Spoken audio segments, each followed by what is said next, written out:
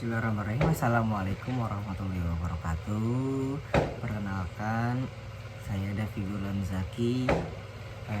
Yang terhormat Bapak Ridwan selaku dosen pengampu, izinkan saya untuk membuat video monolog mengenai sebuah kasus yang menceritakan bahwasannya ada sebuah dokter yang bisa dibilang itu seperti datang ke sebuah kampung atau desa dan membawa sebuah teknik kedokteran modern yang kasusnya ini dan tanggapan dari warga sekitar atau respon dari warga sekitar mengenai teknik yang dibawa dokter ini itu tidak baik, karena warga sekitar sudah mempercayai atau menganut kepercayaan warisan pengobatan tradisional dari leluhurnya.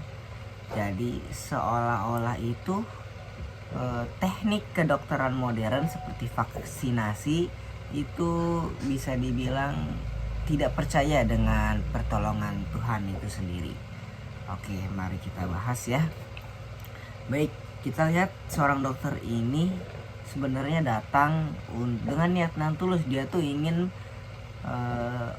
memperbaiki sistem pengobatan di sebuah kampung tersebut.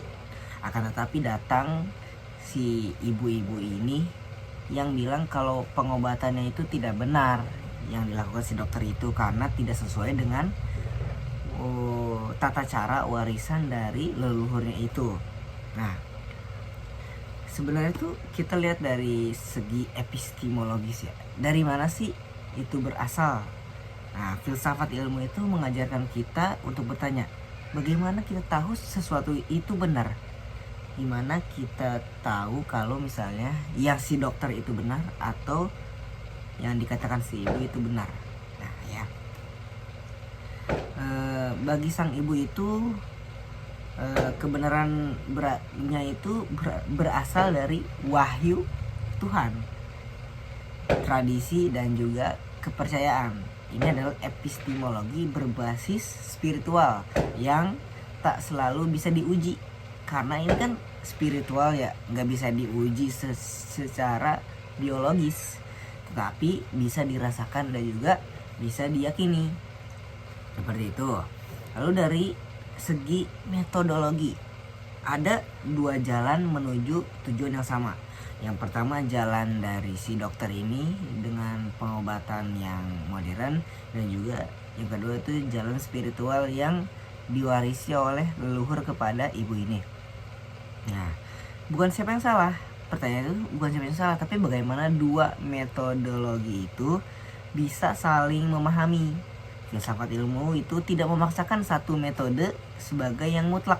Jadi walau misalnya ada dua metode itu, kita filsafat itu nggak bisa menyatukan metode itu, satu metode itu secara mutlak. Akan tetapi membuka ruang dialog antar kerangka berpikir. Jadi bisa dibicarakan kalau misalnya ada dua metodologi yang berbeda.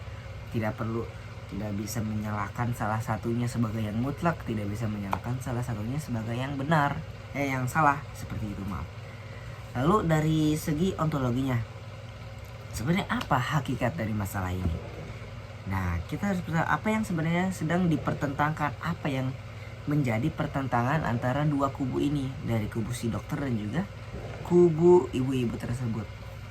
Nah, bukan dibicarakan obat apa yang manjur gitu kan, apakah obat modern lebih manjur atau obat tradisional itu lebih manjur, tapi tentang bagaimana masyarakat mendefinisikan makna sakit, sembuh, dan peran Tuhan dalam prosesnya.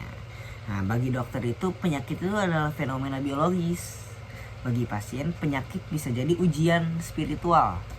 Disinilah letak perbedaan makna yang mendalam satu masalah menjadi dua esensi.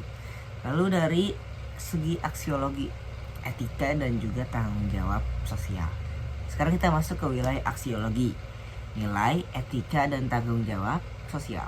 Apakah sang dokter boleh memaksakan pendapat medisnya? Tentu tidak. Gak bisa sang dokter itu memaksakan pendapat medisnya. Kenapa? Karena si ibu ini juga punya pendapat yang sama-sama kuat. Namun apakah dia harus menyerah pada kondisi tanpa usaha edukasi? Juga tidak, si dokter itu nggak bisa menyerah sia-sia dengan kalah dari pendapat si ibu. Dalam etika profesi ada prinsip autonomi, yaitu hak pasien untuk menentukan tindakan medis. Tapi ada juga di beneficent, kewajiban dokter untuk berbuat baik. Disinilah dilema moral itu lahir. Dokter harus berjalan di atas tali yang sangat tipis, menghormati namun juga menyuarakan. Bukan dengan memaksakan, tetapi dengan mendengarkan, menjelaskan, dan membangun kepercayaan perlahan. Maka dari soal tersebut, bagaimana cara menjembatani dengan cara tanpa menghakimi salah satu pihak. Nah, filsafat ilmu itu tidak memberi jawaban instan, tapi memberi lensa untuk melihat lebih dalam, bahwa perbedaan sumber kebenaran tidak selalu menjadi hambatan.